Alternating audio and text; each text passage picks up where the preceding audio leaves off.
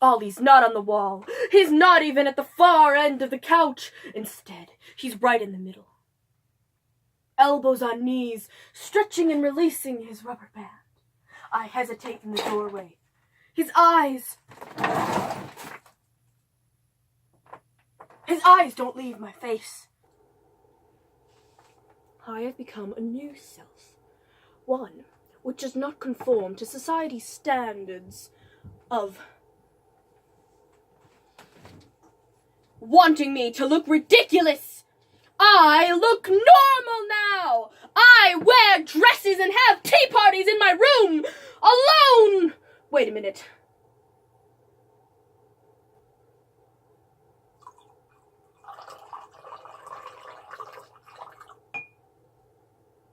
Hot chocolate, anyone?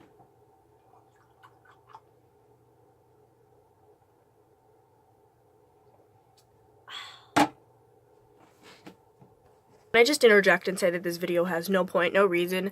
I wanted to film myself.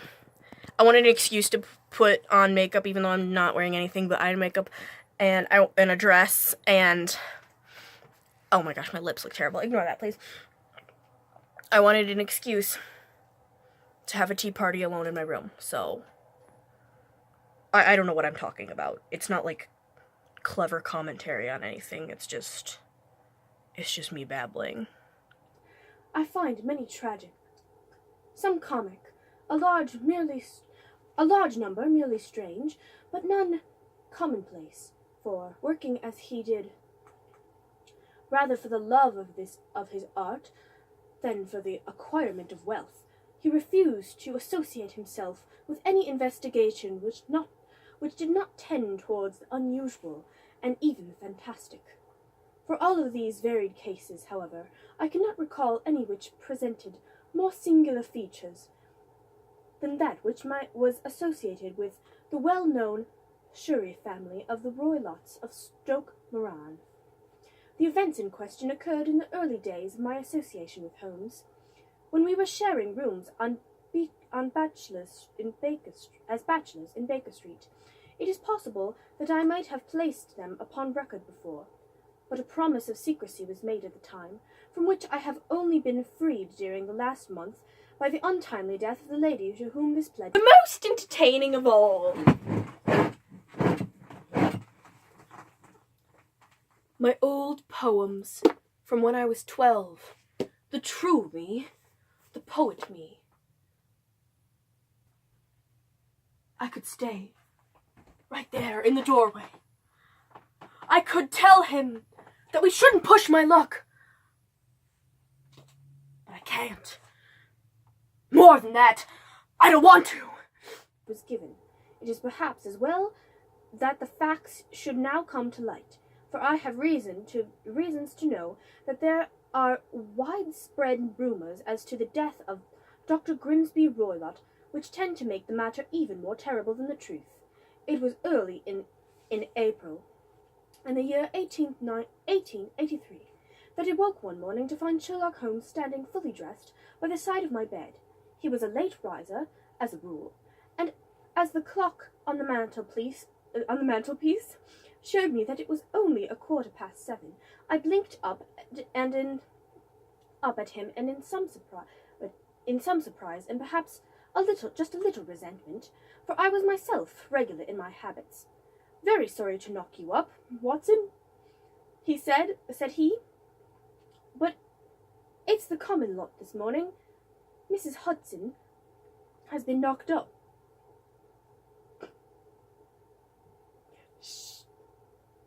She reported upon me, and I on you. "What is it, then? A fire?" "No, a client. It seems that a young lady has arrived in a considerable state of excitement, who insists upon seeing me. She is waiting now in the sitting-room. Now then, young ladies... "I think orange is your color," he says finally. I'm wearing one of my new t-shirts. It's V-necked and close-fitting. Now, my most favorite piece of clothing. I may buy 10 more of this exact shirt. Now, when young ladies wander about the metropolis at this hour of the morning, and knock sleepy people up out of their beds, I presume that it is something very pressing which they have to communicate. Should it prove to be an interesting case, you would, I am sure, wish to foul it from the outset. Oh, I'm sorry, I did not see you there. I was reading Sherlock Holmes out loud in a British accent while drinking hot chocolate from a straw, upstairs in my attic of a bedroom.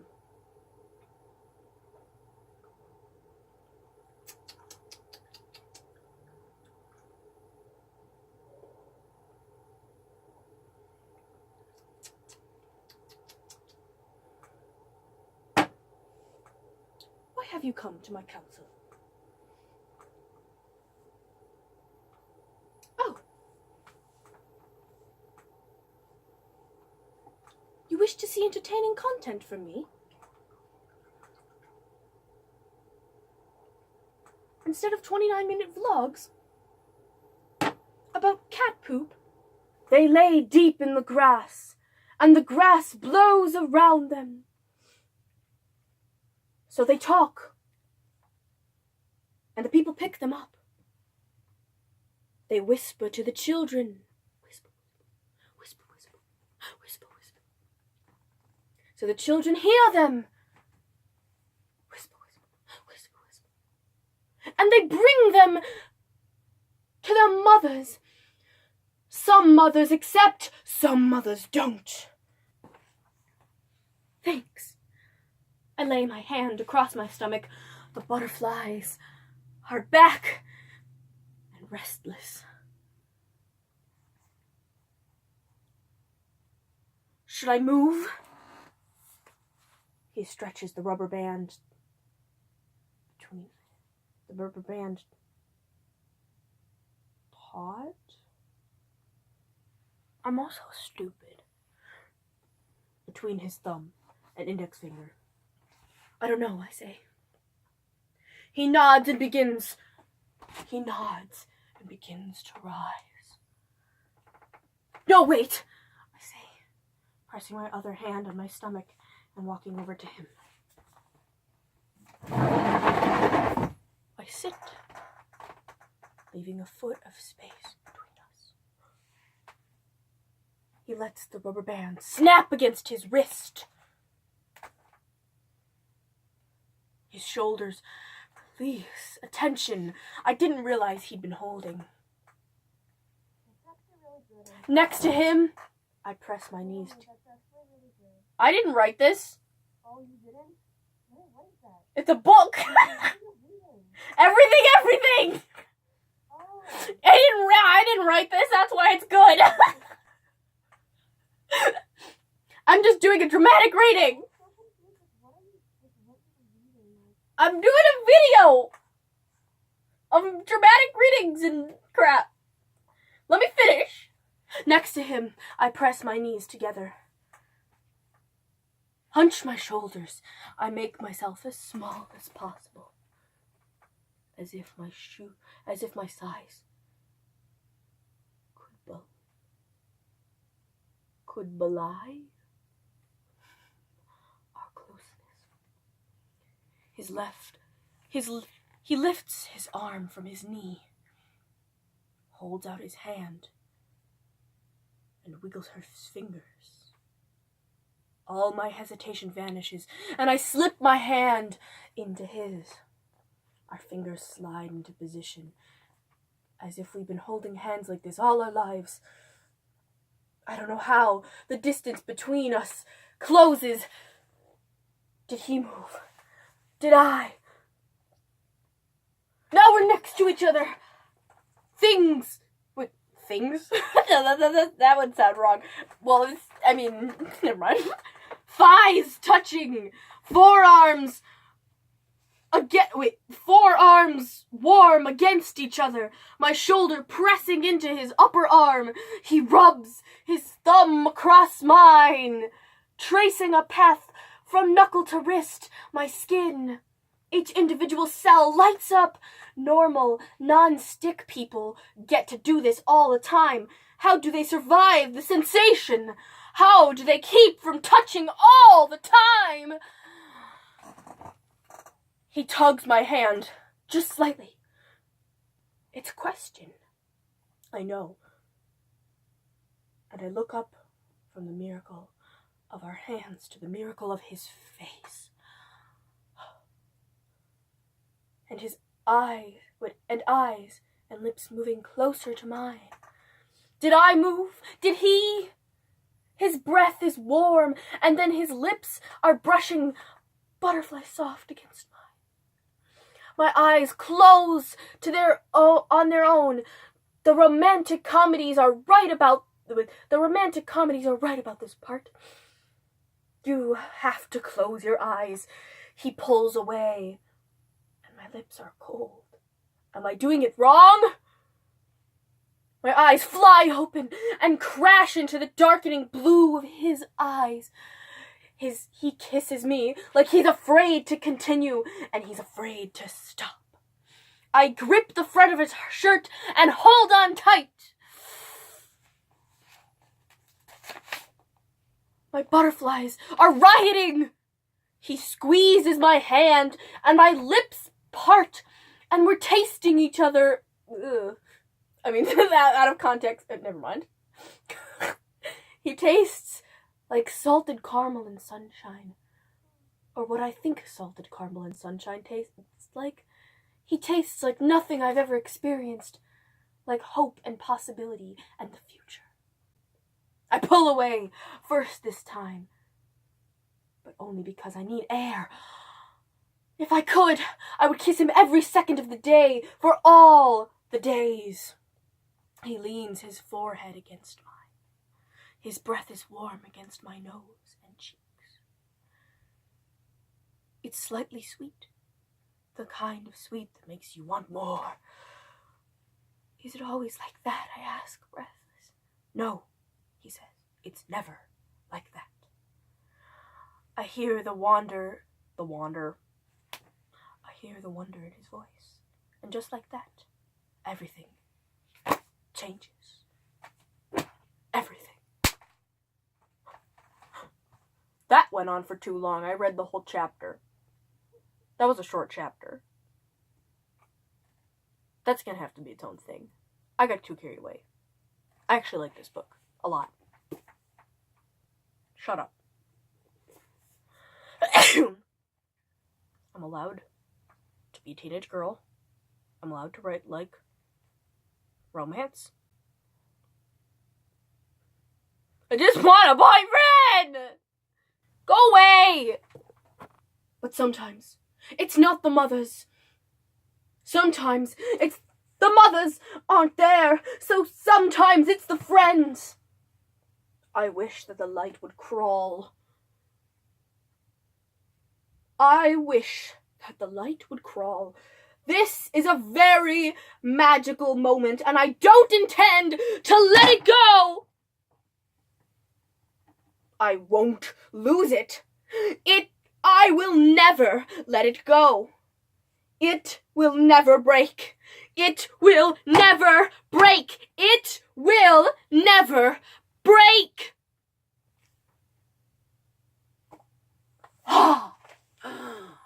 Thus concludes the first poem of 12-year-old Naomi.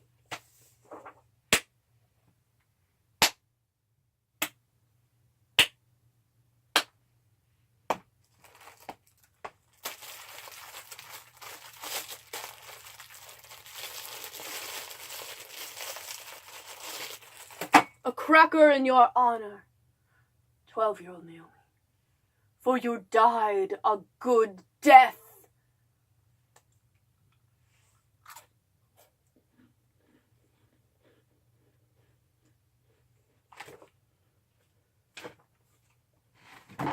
I'm fat from this angle.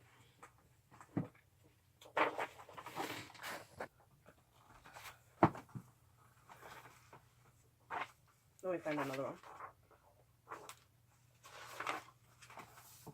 Whoops. Okay. Ew, like, I swear I'm not fat. Like, look. I'm not. It's just his dress makes me look really fat. I mean, sometimes. I don't know. Maybe it's just my arms. I don't know. Anyway. Let me try to find another poem. This one's called Honestly! Not by Gabby Hanna. I mean, honestly, does it really mean you didn't care? I mean, honestly, does it really mean that you couldn't give me the other half of your love? We could have flowered above. But you left me instead, and you left me dead. It didn't really matter which path you took. Because either way, it would end in disaster. It didn't matter at all. Oh, I guess it was the wrong way. You left me crying in the snow. And every other bad day was my old home burning down. I guess it was the wrong way home.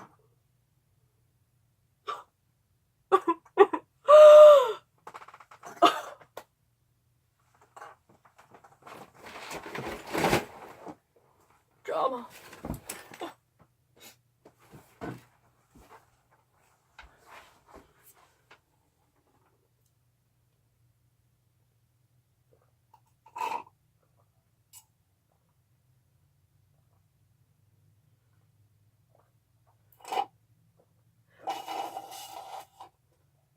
Doesn't taste as good after you've had a cracker.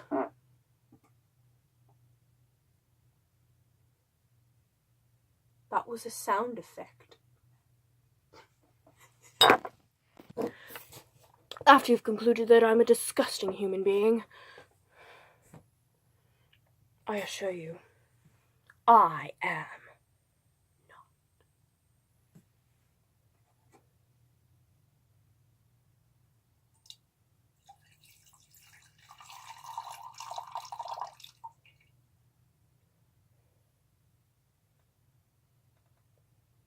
Thus the last drop of the sweet chocolate.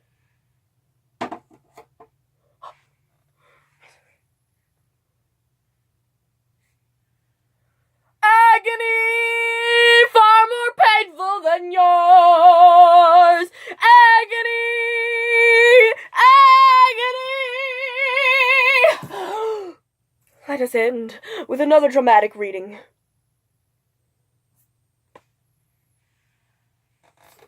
This is a good one.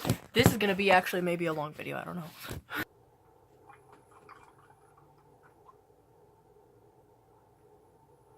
And Dan waterlogging my frosting. I'm still mad at him, by the way. It was very obvious that frosting was there. Wasn't that hard not to bury it in ice.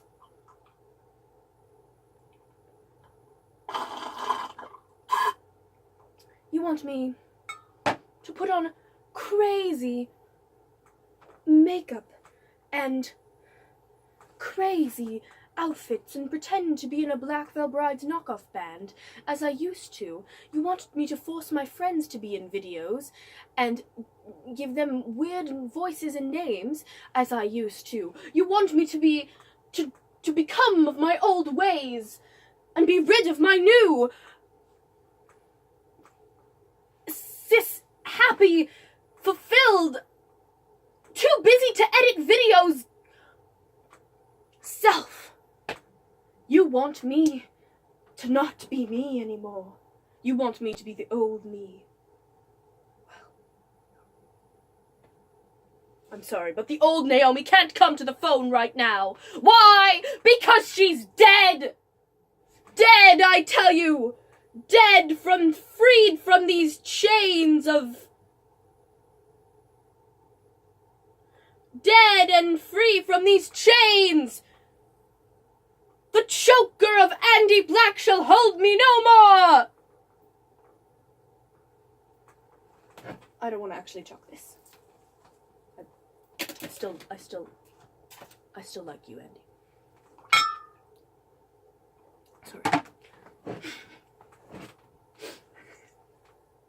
Oh my gosh, ew, I'm such a disgusting human being. Oh, there's the toilet, the camera's on top of the toilet paper. Oh my gosh, I totally know what I'm doing.